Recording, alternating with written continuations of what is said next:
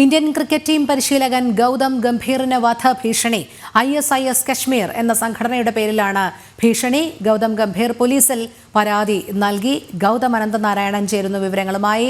ഗൗതം, ഈ Indian cricket team പരിശീലകൻ ഗൗതം ഗംഭീറിന് വധഭീഷണി എപ്പോഴാണ് വന്നത്? ഭീഷണി സന്ദേശത്തിൽ പറയുന്ന കാര്യങ്ങൾ എന്തൊക്കെയാണ്?